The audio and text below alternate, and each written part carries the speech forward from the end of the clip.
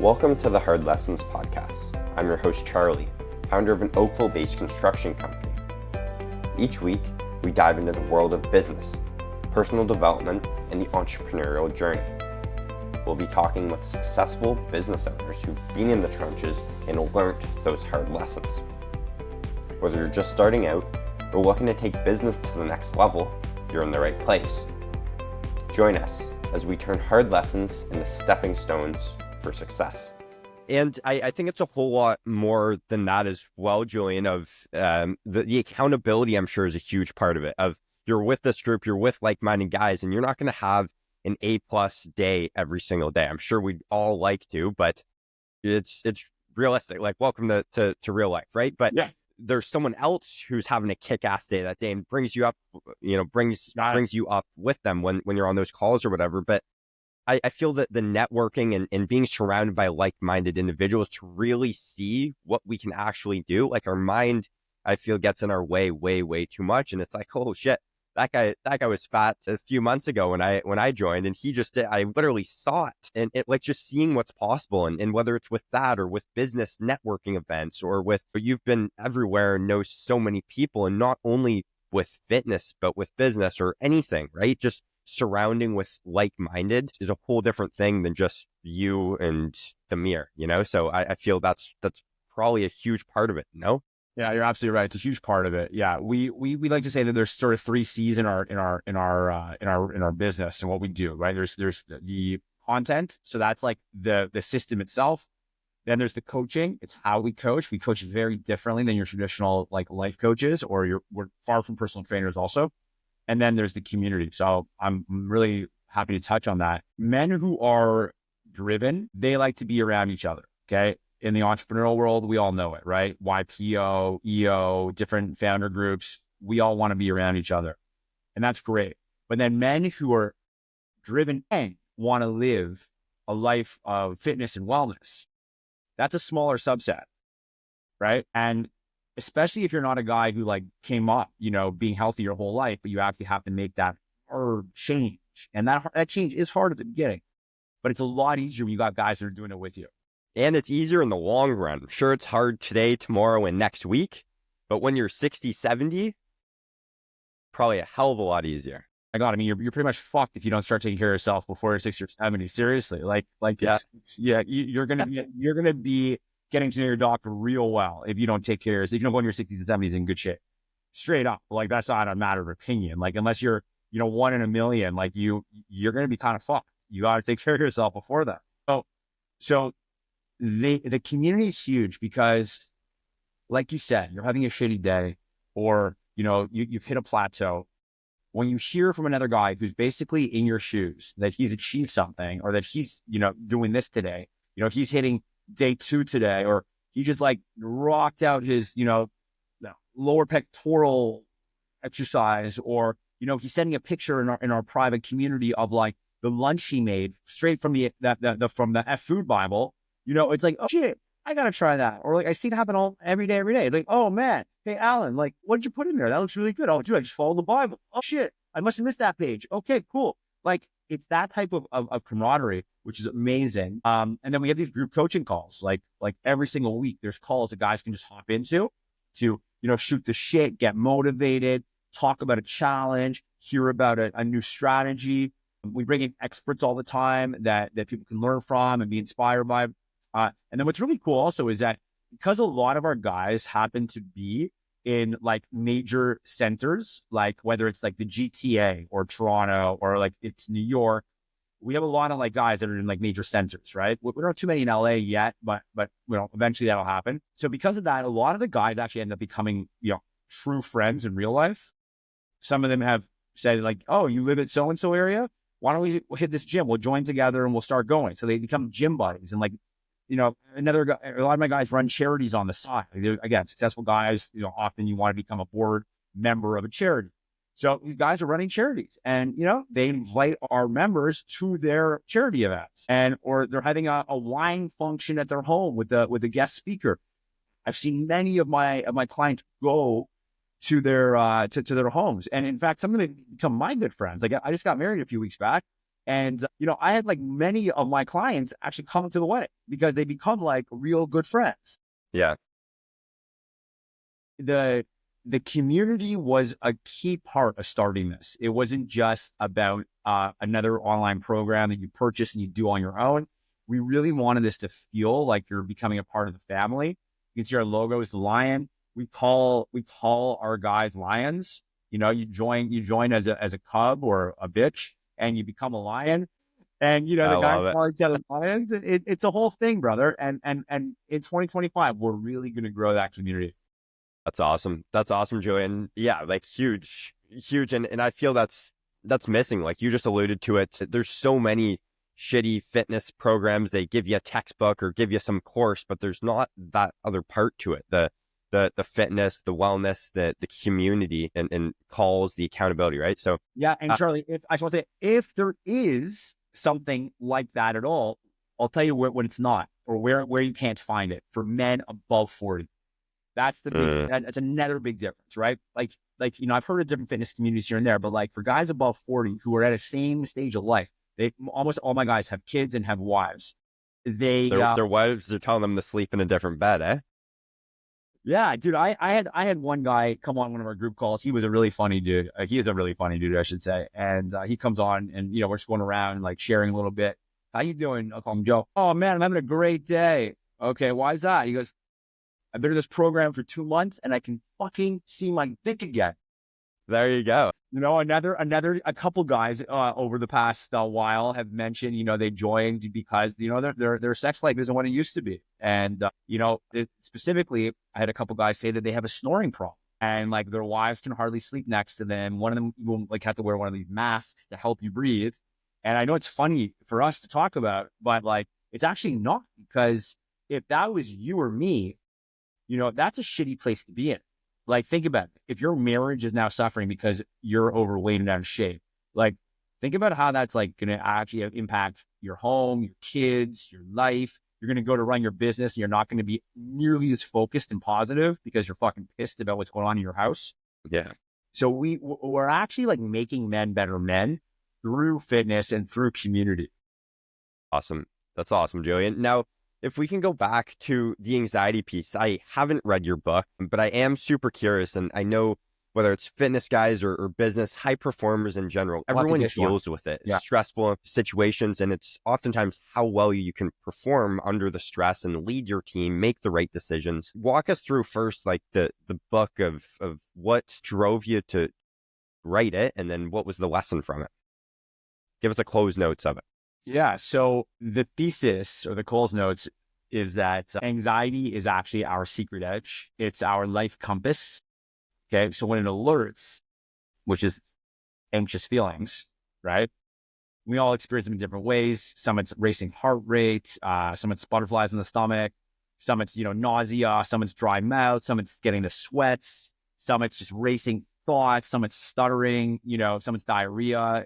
There's a lot of different ailments that come, from a physical standpoint from anxiety. I believe that it's actually our life alarm, I like to call it, that is alerting. So those symptoms are the alerting us to wake up and actually face our truth, right? And when you face your truth, or I face my truth, or everyone listening faces their truth, that means that you wake up and you look at your life and you look at how you're living your life and you get a chance to say, like, am I actually in alignment? Am I living in line with my values, with what I believe I'm here to do, right? Often we are living, let's say here, but we see ourselves and we know we're capable of being up here. A lot of that does transcend into the conversation around fitness and weight, because a lot of people who are overweight are unhappy because deep down they know that they are not meant to be living in this overweight body, but they're stuck in it, right? So it's really important that if one wants to live a life that is, with less anxiety, they need to understand who they are being in this world. Literally, who are they being? How are they living? Okay.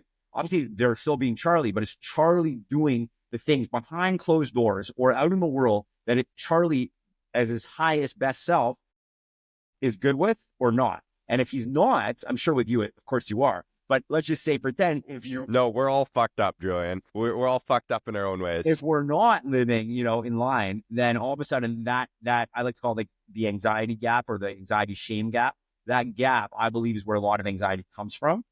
And because we're not in alignment, we're not living the life that we know we're here to live. That ends up showing up and manifesting in all these different, very uncomfortable ways. Yeah. So the thesis of the book is that if you start to, instead of running from it is just taking a pill without asking, where is it coming from? Running from it is going to take, a few shots of single malt, right? Or getting drunk almost every time you open up a bottle of wine. Running it is emotional eating, right? Running from it. So when you don't run from it, but instead you say, I'm going to become my own detective of my life.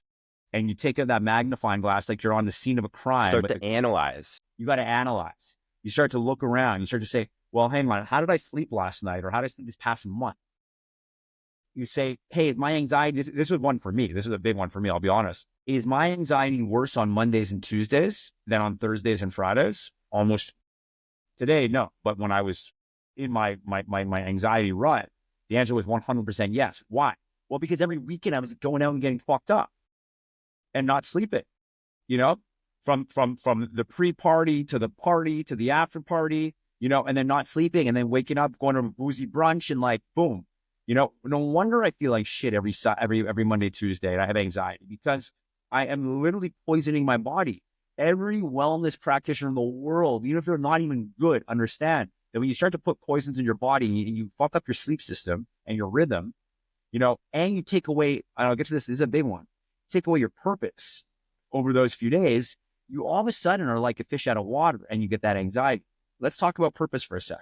This is another huge thing. When I say living your life in alignment, I'm not just talking about, putting in things into your body that your body is rejecting and then that shows up as anxiety. I'm also talking about living in a way that you are rejecting, i.e., someone has a job they can't stand and they know they are not meant to be working this job, but they stay in this job. They're getting anxiety every time they think about the job, every time they go to work, every time a coworker or a colleague or a boss or an employee pisses them off, boom, that reoccurring thought that is only supporting the fact that they don't want to be in that job or be running that business comes in.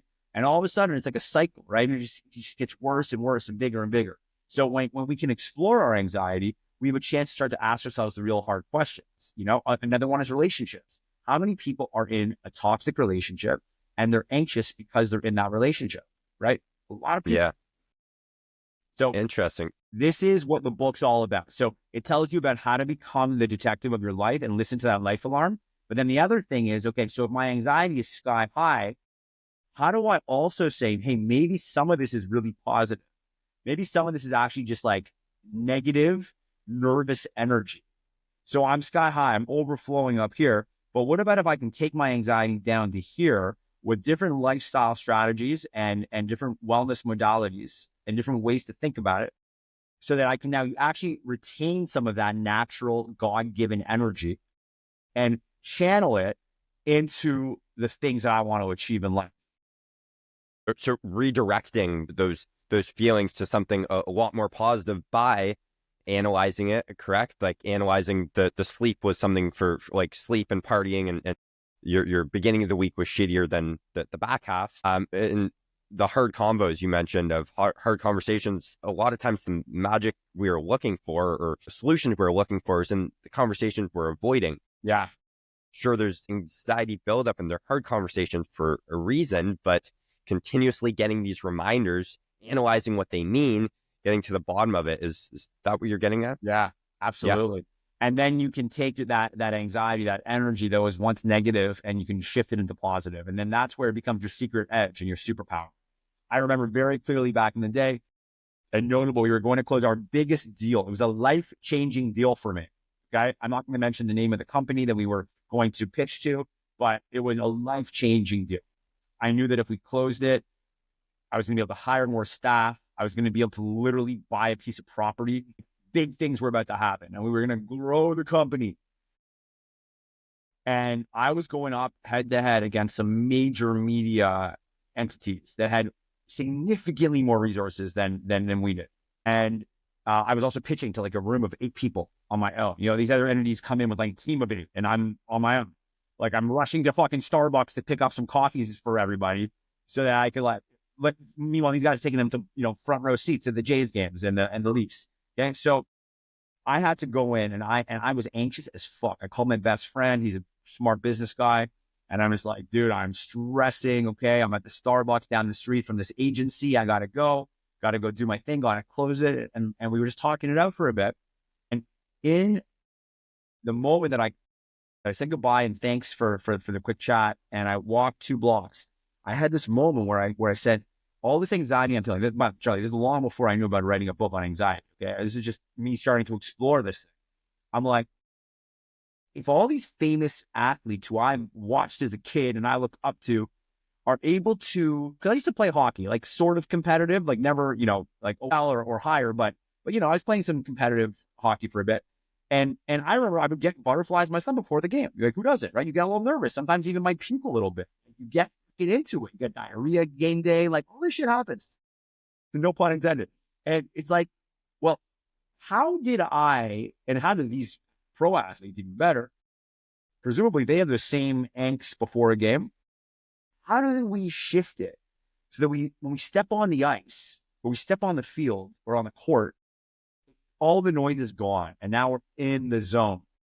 And I thought to myself, well, shit, if I could do that when I was playing hockey, and if all these guys, these athletes are able to do it in way bigger stakes than I was even playing, why can't I do it when I go into the boardroom right now? Why can't I shift it from, anxiety to charisma and clarity and put on a fucking show for these people? Why can't I do that? And obviously the question is, well, why do you think you can't? Because you can't. And I went in and I fucking stole the show, brother, honestly. And we got our biggest client, and I was able to hire more people. And some of my staff were with us from 7 years, 6 years, 5 years. Like in a world where people jump ship every few months. Okay. So we were able to build an amazing community and family at the office as a brand. And then we were able to, reach a lot of people. And I really believe that if I can do it and athletes can do it, so can everyone listening to your podcast. So can you. And so what's that self-talk? You're walking those 2 blocks to the agency, or you're getting ready to step on the ice, or you're getting ready to do a public speaking event. What is going through your mind? I'm sure some of it's the visualization of like walk us through how that goes for you. So there's a physiological, and then there's the mental. The physiological is like the body, right? So we got to start to shift our breathing. You want to breathe from your nose to your belly, for example. That's going to really slow down your nervous system. You want to make sure you're hydrated. That's very, very important, with water, nothing else. You're going to make sure you're not consuming too much caffeine that day, because the caffeine is going to set you up if you're already feeling anxious. You got to be aware of the physiology, and that's like a lot of stuff is in the book. That's why I wrote the book. But then let's talk about the mindset stuff, which is, by the way, the book is Own Your Anxiety, and there's 3 sections: own your body, own your mind, own your soul, just to give a little more context. But to answer your question now, the mind, you need visualization. Absolutely. You nailed it. You need to have affirmations. You need to really start to understand self-talk, right? Because our brains are going all the time talking to us, but there's the reflex talk that is just like happening, right? It's very much, you're not in control. It's just going. It's fucking loud as fuck sometimes if you're like me. And then there is the higher self voice. In our program, we call it the lion's mind, right? Because our guys are lions. And I say, use your lion's mind, not your low level, oh, I want some candy, or I want some alcohol, or I want to walk in and eat a pizza tonight mind. Lion's mind. This is the observer in a more spiritual context. This is the observer of the physical you and me here right now, right? Before you ask a question, you're probably not just opening your mouth. I see you writing, you're thinking, you're analyzing, right? You're playing. You have 5 different things happening in your mind at once. Like the one that is going to dictate the action you're going to take, that's your higher self. That's your observer. That's your lion's mind, okay? So that mind needs to own the self-talk conversation on his way to the agency, or to get on the ice, or can I even start a business, or can I get in shape? That's not the real you. That's the little bitch inside of you. That is the self-sabotage. That is the devil, saboteur. right? That's what a lot of Catholics would call like the devil. That's what a lot of Jews would call the Yetzer Hara. That's not the real you. The problem that most people make is that we listen to the part of us that's not even the real us. Right. Right. And again, the very best practitioners of personal development and spirituality will say that the creator put that voice inside of us so that we have the opportunity to rise up and become our higher, better, bigger self. That's awesome, Julian. And another thing about like the higher thing, the creator, or you mentioned purpose a bit ago as well, is like the power of showing up for yourself when no one else is looking. And I feel it's so cool failing at something, but knowing that you gave it fucking everything that you got and left it on the ice or left it on the field or in that business endeavor, you gave it everything you got. And showing up for yourself, the confidence that gives you, showing up for the bigger purpose. And I feel finding and having that purpose, whether it's the creator or family or something greater than yourself. I'm sure that's a topic that gets brought up in your guys' group quite often for these high achievers, whether it's I'm getting comfortable, I just sold a business, money's not an issue, I don't know what's driving me, or it's different for everyone. But what do you say to those individuals that are struggling on that side of life? Well, if you don't give up, you can never lose. Like, play it out, we can do it right now live, or everyone listening, play it out. Try to come up with the context in which you do something, whether it's the business, take a shot at a woman you're into or a man you're into, take a shot at, you go to play a game, a hockey game, a sports game, whatever. Anything in life, you can't lose. You can't lose unless you give up. So go ahead. So just keep the wheel spinning, keep the ball rolling, and just how brick by brick, you're saying? How many businesses succeed not at their first shot? How many entrepreneurs succeed not at their first shot, but they don't give up, right? How many people in fitness, right? How many of us have taken steps back? I've taken countless. You take steps back, you eat too much on a weekend, you hurt yourself, you can't train, you give up on it for a while, you go on a vacation, whatever the fucking case might be.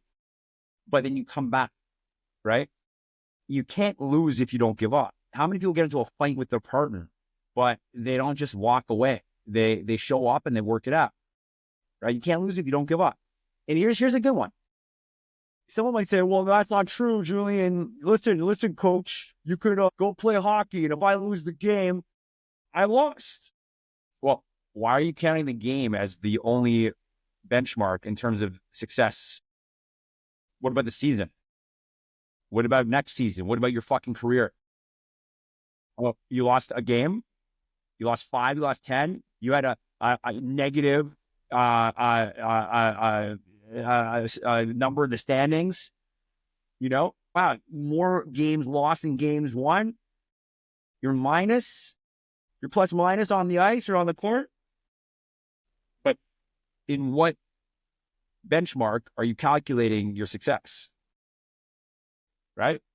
Is we can keep shifting our own. Now that's self-talk in action. So you asked me about going to the agency and dealing with the anxiety. That's self-talk in action. We got to be able to have these types of conversations within our own minds. We got to challenge that fucking limiting thought that all of us have by instinct at first, right? You got to knock it like you're a boxer. You got to knock it out, break through, literally, and play that game like I just did. And I just did that, by the way, while you were asking your question, because I thought to myself, if I make this statement, I bet you I might be called out because maybe you can lose in sports. And then I thought about it. I'm like, wait a second, you actually can't, because it only depends on what your criteria is. And I think it's winning. It's you have more tapes and recordings to study of you fucking something up and lessons to learn. Yes.